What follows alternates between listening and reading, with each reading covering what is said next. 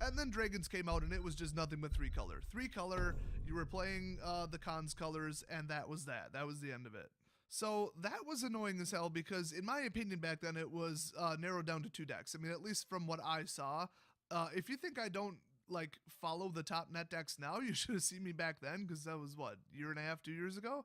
I couldn't care less. All I cared about was what the 50 people brought to F&M, and since they were net deckers, I assumed that was what was going on at the tournament, but, you know, couldn't be bothered to look it up. So Wizards noticed that people aren't happy. It goes back to that poll that they took, and they asked people, what do you think of Standard and why? Well, you guys know what they thought of Standard. It was a low rating, and the why was you can't beat the top decks. You have to run the top decks, and that's boring because people like to build their own decks. Do I even have to say it really at this point? Apparently, according to my comment section, I do have to say it. Magic is about building decks. I don't know if you noticed that or not. I mean, let's see, Sealed, you have to build a deck. Draft, you have to build a deck. Constructed, you pretty much have to build a deck unless you get a net deck. And then Modern, I mean, if you want to play competitively, you pretty much have to copy one of the top decks, because those have been well established and mathematically proven after this much time. But then again, with such a high card pool, I mean, people are coming up with really wacky stuff like, you know, Eldrazi, for example. And yes, they are correct. Those are powerful decks that can compete on a tier 1 level. And even like Black Devotion, like I don't know if you guys have played against that. That is an up and coming like super hardcore deck, and that's like Theros level stuff. So you can't really say that you don't build decks in Modern because there's like 15,000 cards to choose from or something like that. So yeah, you can build a deck in Modern. And then Commander, I mean, that's build it yourself right there. That is 100% build it yourself. I don't even know why they make pre-made stuff instead of just selling like miniature booster packs of 3 commanders from a pool of 30, and they literally just contain the commanders. I mean, that would be, I don't know, a little bit smarter, a little bit nicer. Then again, it's kind of a pain to get 99 unique cards, so I kind of get it. And let's talk about Commander for a second. Why do people love Commander? Ultra high variety, kind of low power level, and it's sort of suited to multiplayer too, so that's unrelated, but it's variety. It's all about variety. People like variety. Even in Modern, if there's some exciting new deck and it's, you know, tier 1.5, so at least you could reasonably maybe win a tournament with it, people are going to bring it just because they're so sick of everything else. So the #1 goal from Wizards, and I'm not just making this up, it's not just because of all the evidence I stated, they have literally said this in interviews, they like high varieties of decks. They do not want just 1 or 2 or 3 or 4 different decks to dominate. They want a whole bunch of decks to be competitive. And I remember times where you could look at certain tournament results and all of the top 8 were different decks. I mean, that I think it happened like once that I remember, otherwise 6 or 7 unique decks. I've seen that quite a bit. Well, that's the net decking scene, but it does imply that people could build anything themselves. You know, even at like the standard, you know, casual F&M level. It does translate on down to mean that nothing's just dominating and everything's kind of even, so just pick whatever you want and have fun with it. So it's your preference, it's up to you, and you're in control. And that's kind of 50% of it. So 50% is, I don't want to be bored seeing the same stupid decks. I don't want to play against the same decks. I like variety because that's just how the human brain works. And then the other 50% is, I want to be in control. I want to build what I want to build. Like if I want to build a Madness deck, it better work. Like I better be able to do that. I can't just say, oh, Madness, that looks like fun, and then go 0-5 every single F&M. No, that wouldn't be all that fun. Now, if you just want to build a Squirrels deck and then you get stomped with it, that's because you built a Squirrel deck, honestly, so it doesn't always work. But I mean, within reason, you look at something and say, that looks powerful, I want to try that. You should be able to do that, to bring that to a tournament and at least go like 2-3, 3-2. That is when people are the happiest. So the best example of that was probably Theros, I would say, when Devotion decks were big. Now, people have told me that at LGSs other than mine, people were just running the same 2 or 3 decks, but I didn't see that. I mean, everybody was like, oh, Devotion, and there was Black Devotion, Green Devotion, Hybrid Mixed Devotion, there was Blue Devotion, that's what I ran. Black Devotion with the Gray Merchant, I mean, that's where the Modern deck came from. I mean, just Devotion as a mechanic implies that there's at least 5 decks, and then there was all different ways to sub-build them. I mean, how aggressive did you want to rely on Devotion? Or was it just half of your deck, and coincidentally the permanents were black and maybe double black or triple black? Actually, don't think there was any triple black. I'll tell you what, there was a hell of a lot of triple blue, though. Oh, yes, I built that. I actually had a blue devotion deck with Master of Waves that was, I'm told, very similar to a top tournament deck, except that I ran probably 3 or 4 cards different and the existing cards in a completely different amount. I did run the Thassa God card, obviously, because who wouldn't? But then if Unblockable failed, or if I didn't want them to, I don't know, be able to tap or something like that, I ran the Elemental that was flying or whatever, and every time he swung, he tapped every single creature that the opponent owned. Oh, that was a good deck. I would say that that was better than the list that everybody else was playing. I think I dropped the cloning cards. I just ignored them and let Master of Waves do his thing if he showed up. I think that's where mine was different. So you could pick a deck archetype, and then you could really customize it yourself. You could pick a color, a strategy, mechanic, whatever, and make it work. In fact, people were going up against devotion decks with bestow decks and enchantment decks, and go fetch decks, because you could go fetch enchantments, and pro colors was kind of a thing back then. So, I mean, you could just build anything and you stood a pretty good chance, and I won so many matches at FNM. People were happy, people really liked it. A lot of super competitive people are looking back saying they didn't like it because, well, what do? They look at the top decks, and the less of them, the less happy they are because they have less options. Well, you'd have a lot more options if you didn't net deck. Let me just throw that one out there. I mean, if you pick the, quote, top deck or whatever, you're probably 5% above what everybody else is playing who knows anything about deck building. Like, it was that level and that wide open.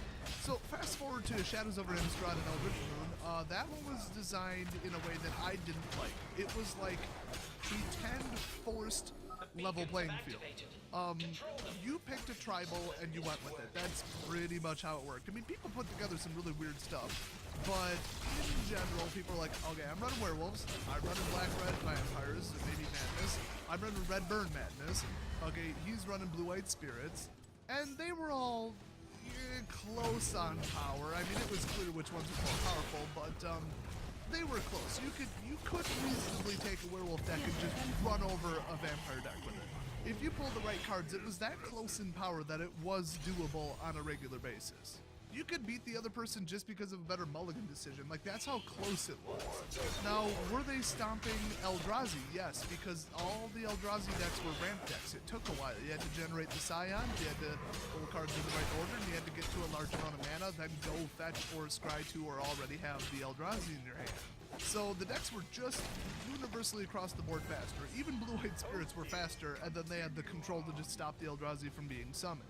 So everybody abandoned those decks, and I think the tribal synergy was a little bit better than allies. So everybody moved to those, which was kind of bad. I mean, they obviously did it, like I said in the last video, to sell sets. If the set that comes out, or the block that comes out, is not more powerful than the one before it, nobody's going to buy it. And I mean nobody. So they did narrow the field, which is bad for player happiness, but it's good for sales, so I get that. But they did try to make all the tribals very, very, very level. Oh, and white humans, oh my god, I always forget to mention that one. White humans was a little powerful back then. Some of the landfall decks were still fast enough too. I mean, those things like the red-green landfall, that would really stomp people. So you did have a lot of options, but it was so forced. I mean, you had your pick of what you wanted to play, but the deck was basically made for you because there's like, what, 12 werewolves, 12 spirits, 12 humans. You had no cards to choose from. The pool was just pathetic, and it basically turned into Yu-Gi-Oh! Where it's like, I'm playing dragons, I literally cannot name another tribal from Yu-Gi-Oh! I'll say wizards. Wizards has to be a thing, right? I don't know. All I know is my friends told me Yu-Gi-Oh! Is super tribal. You're like playing dragons. It's clear which dragons are the most powerful. You tweak it a little bit for, you know, your preference, but that's it. You just pick one of their archetypes and do it and buy the really obvious cards. So that's what they turned Magic into with the Shadows block, and it was still fun to play. It was just kind of dull from a deck building standpoint. But the number of unique powerful decks was higher than it was a couple weeks ago. So fast forward to Kaladesh, 3 decks again, just 3 decks. They stopped everything. They were like turn 4 Emrakul. I mean, how the hell do you beat a turn 4 Emrakul? You have to either build specifically around it or get utterly stomped by it. Delirium was designed to be inherently unreliable, and yet as soon as Kaladesh came out, with Smuggler's Copter especially, you could just toss one card into the graveyard arbitrarily every single turn. I mean, that was just stupid. The deck worked way too well. It was too fast, too consistent for a mechanic that's powerful, but its downside is that it could be inconsistent and you might not get the cards into the graveyard. Well, no, you wouldn't get the cards into the graveyard 99% of the time. So they let the power level go absolutely nuts, but I made a video about this. Kaladesh was wide open. I mean, Panharmonicon. It works with anything. That works with stuff from BFZ. I mean, there was just, you know, even with Aether Revolt, dump counters onto creatures.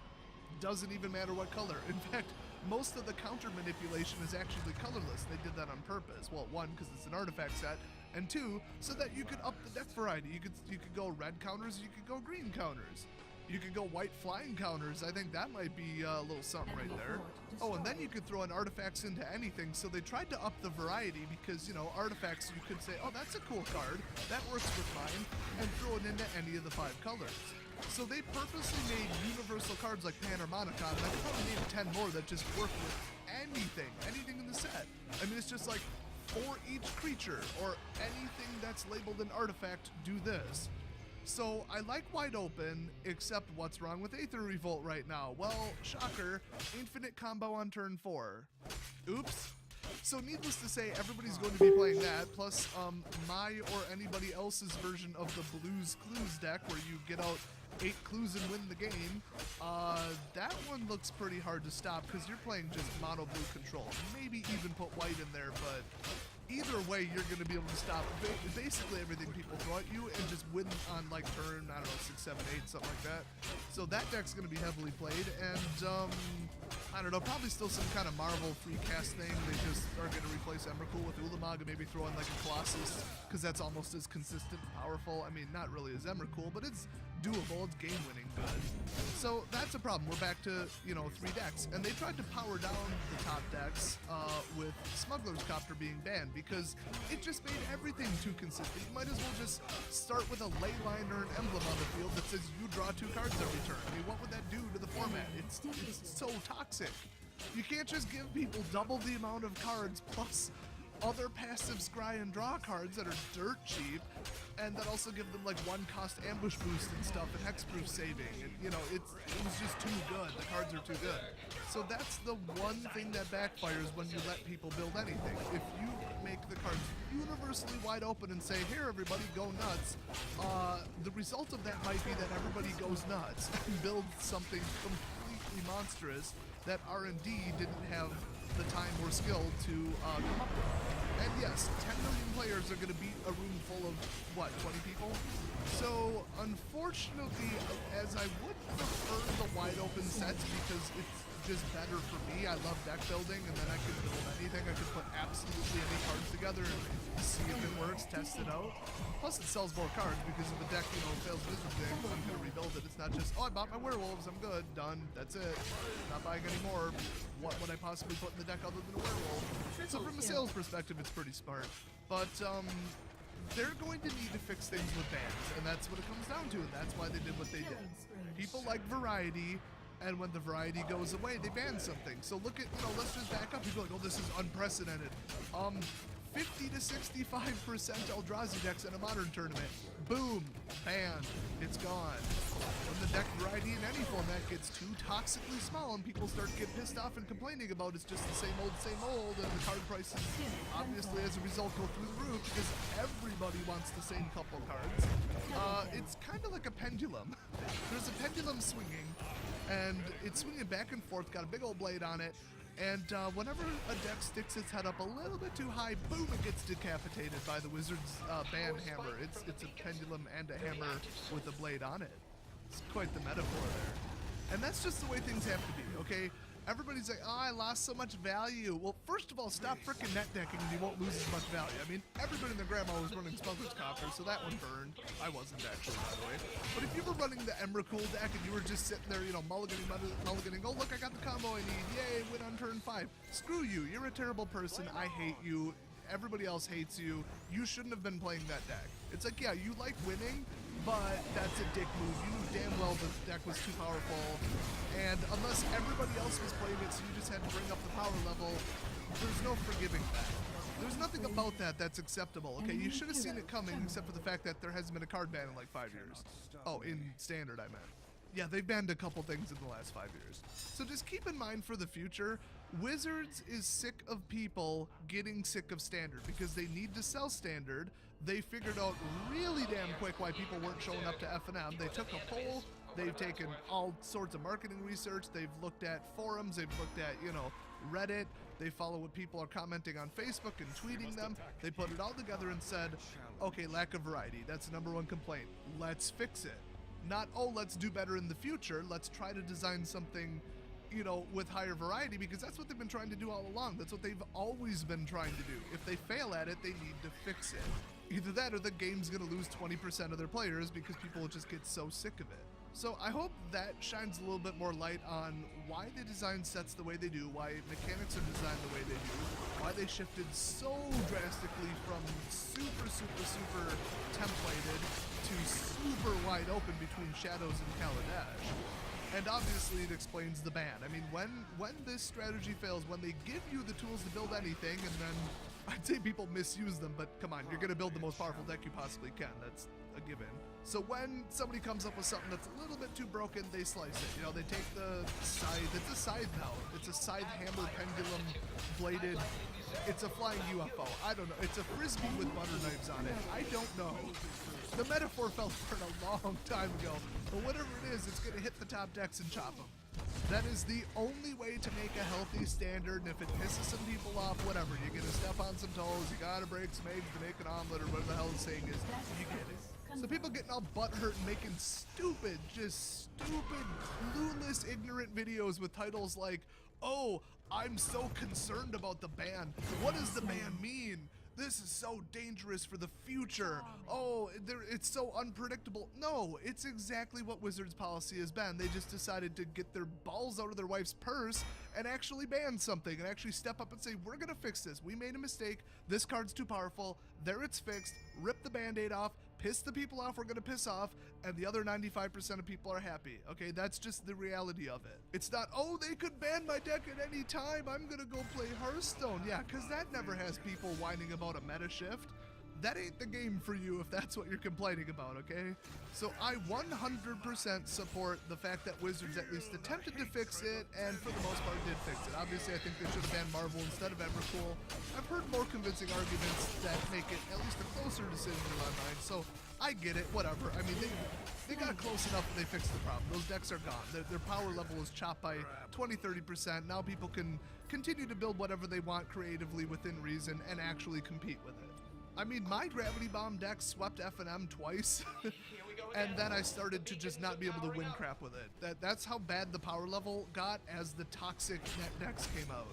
I started to go like 2-2, and then I think I even went like 1-3 with it at 1 week, and I'm like, what the hell? But we were going up against almost nothing but blue-white spirits, so they were on par or superior to my mono control with a 2-color control, obviously, and they were just too damn hard to beat, because if too many of my tap effects get countered, they're just going to hit me in the air quicker than I can hit them in the air, and they know to counter my bombs. They know what's coming.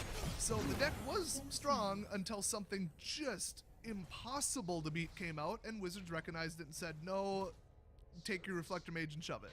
And honestly, just losing Reflector Mage, I could probably now resume winning with my Gravity Bomb deck. Like, that's how drastic it was. So I completely support what they did. The only problem is Aether Revolt just made it worse. There's going to be an infinite combo deck, a win with 8 permanents deck, and whatever the hell I said was the third one, and that's about it. Red white vehicles, definitely, with free crewing permanently. Yeah, that's going to be a deck. Also, it looks like counters is probably going to be a deck, so that's 4. But still, the power level of those, oh my god! Like just from the deck lists I've seen thrown around, they are scary as hell. They're probably going to have to ban something else, and it's going to have to be an emergency ban. Now, will they resort to that? I don't think they will. I think they're like, we've hit our maximum level of unpredictable surprises that piss people off. Let's give them some time to adjust. They can sit there and rot with the same 4 stupid decks until Amonkhet comes out. And then maybe at that point they'll ban something. I don't actually know when their ban cycle is. I don't know if it's like once per set release, or I thought it was once per block release, but then again, they changed when the cycle cycled, then they changed when the ban list was, so I don't think anybody even knows what the ban list is, and like the cycle is right now. I think theoretically it's once per year, but nothing cycled out when Aether Revolt came out, and they just banned some cards, and nobody called that an emergency ban or out of cycle.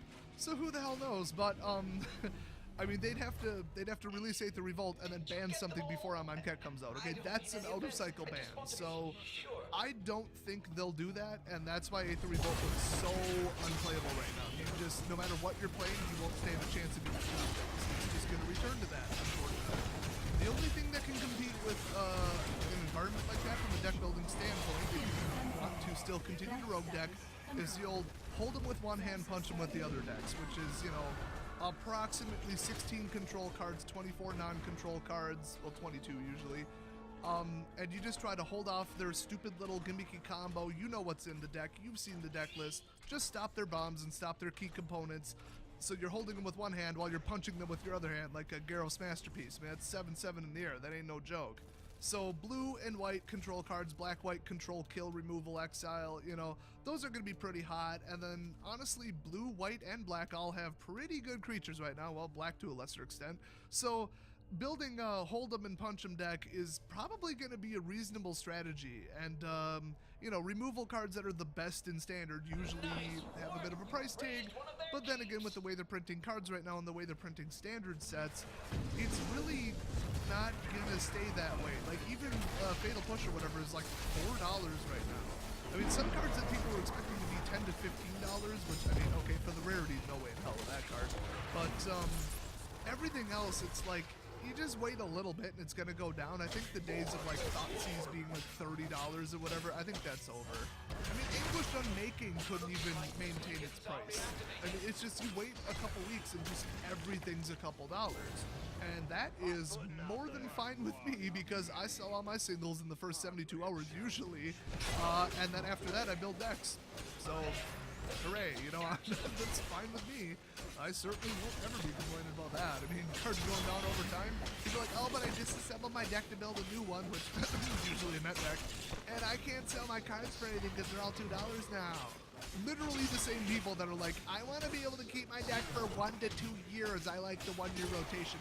You know damn well that's not what you're doing. Every time a new deck comes out, you build it. So anyway, that's my complete overview. So if you watch this whole video, you are now immensely smarter than even most of them YouTubers out there. At least when it comes to why Wizards designs sets the way they do, why they ban things, just everything. Like, if you had a why question about anything that's been going on the last 2 or 3 years, this video was your answer. In fact, here, let me cast a spell that ups your wisdom stat by +1. I'd play some kind of sound effect if I had it, but, you know, can't be bothered. Hooray! You now qualify as a cleric and a paladin. We're in D&D land now. Well, for real, you got some serious, like, feng shui, cheese, zen crap going on when it comes to understanding what's going on with Wizards products. So, hooray for you. So definitely share this video with anybody else that might find it interesting and likes podcasts with Command & Conquer Generals in the back. Oh, for those of you who are like, you're not very good at Command & Conquer Generals. Okay, first of all, I haven't played it in like 8 years. Secondly, I'm not trying. I'm watching Netflix and YouTube while I'm playing, okay? I'm not like, oh, this is Desolator Gaming, which by the way is my other channel. I'm gonna show off my amazing skills and I'm gonna do as well as I can, like a speed run to just demolish the opponents in 10 minutes. No, I'm playing casually and watching some dumb horror movie or something. I'm not even paying attention half the time. In fact, I hatched 2 Pokemon while filming the video for this video. I also caught like 15 of them. I just caught the last Bellsprout. I got 100 candy now. I'm about to hatch the most monstrous Victory Bell in the history of Victory Bells. Oh, and I'm a level 25 trainer that has severe knee problems that prevents me from walking even like a half mile. And I don't have a smartphone or a data plan, so I only play on Wi-Fi. And it's winter. I hate to quote that stupid, arrogant model chick on Twitter, but what's your excuse? Anyway, enough about Pokemon Go, enough about the set design. I think you guys got the gist of it. But like I said, definitely drop a like on the video if it helped you out, because that helps me.